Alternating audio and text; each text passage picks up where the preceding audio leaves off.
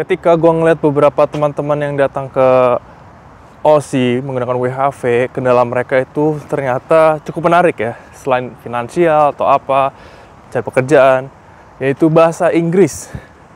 Ini sesuatu yang menurut gue sedikit lucu, karena mereka datang ke OSI dengan persiapan bahasa Inggris yang sangat minimal.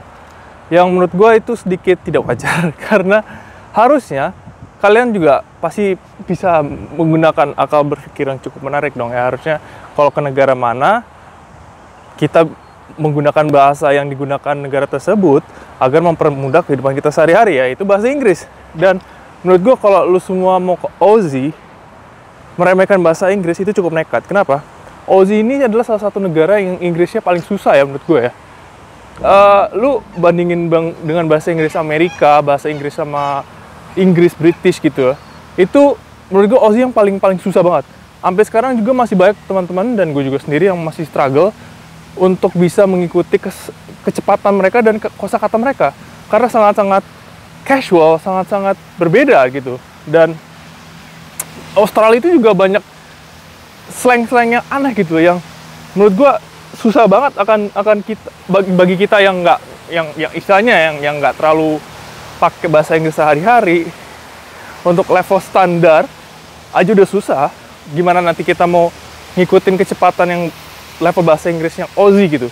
Jadi gue sih encourage teman-teman buat, ya gue nggak tahu ya. Oh ya, maksudnya intinya udah pasti lah bahasa Inggris tuh tolong jangan diremehin.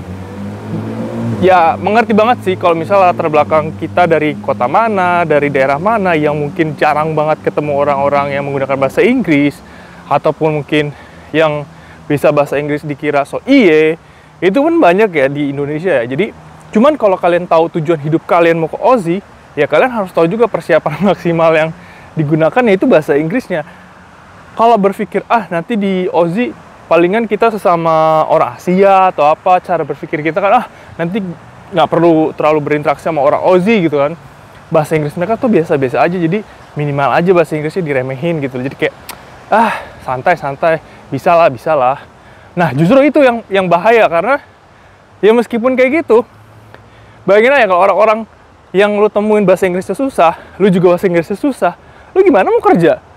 Justru malahan ketika teman-temannya bahasa Inggrisnya susah, bahasa Inggris lu bagus, lu lebih punya banyak potensi untuk bisa berkembang dan bisa dipercayai gitu. Banyak X faktor yang kadang-kadang sesederhana itu, men.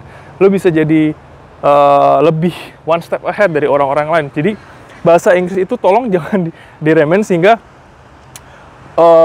kita bisa mengurangi sedikit banyaknya halangan-halangan ataupun sesuatu yang menghambat kita untuk bisa sukses lah tanda kutip di Australia. Dan di sini gue juga mau sedikit share kalau misalnya ada beberapa channel YouTube yang dulu waktu gue persiapan bahasa Inggris Aussie yang lumayan membantu. Jadi salah satu, mungkin ada 3 channel YouTube ya yang bisa lu pada pelajarin bahasa Inggris Aussie-nya.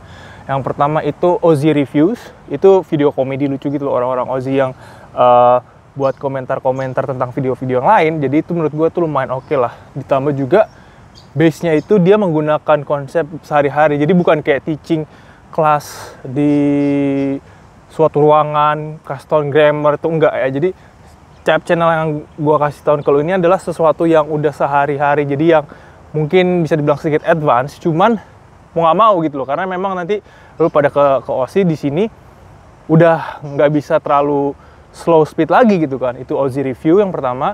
Terus yang kedua, Fairbairn Films, itu kayak duo kakak adik gitu, dia buat kayak skit komedi, tapi lucu banget.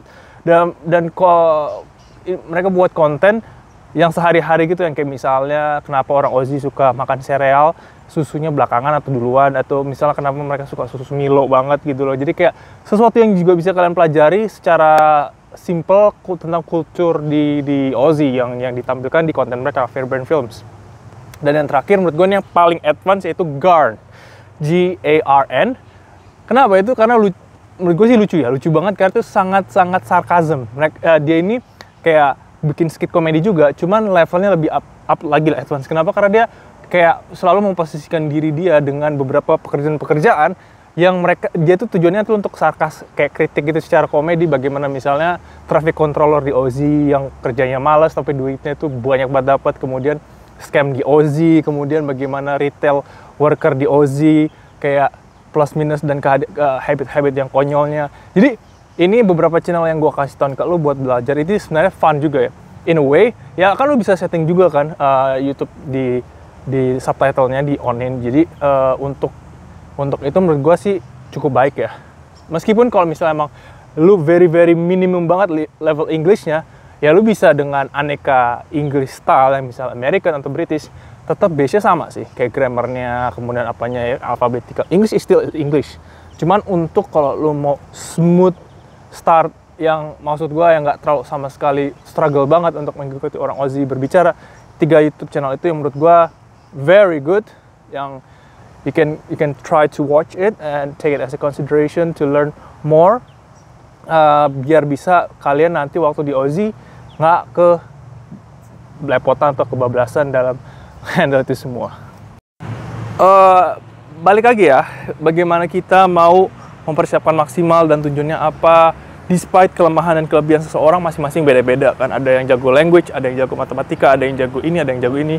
Despite itu semua, yang bisa lah kita bilang, gue nggak terlalu jago bahasa Inggris atau nggak terlalu bisa bahasa ini, nggak bisa ini, karena skill gue gini. Ya itu memang ada orang yang memang bisa Inggris, tapi istilahnya nggak kayak orang native, tapi dia bisa melakukan komunikasi. Itu nggak apa-apa. At least you can have a conversation.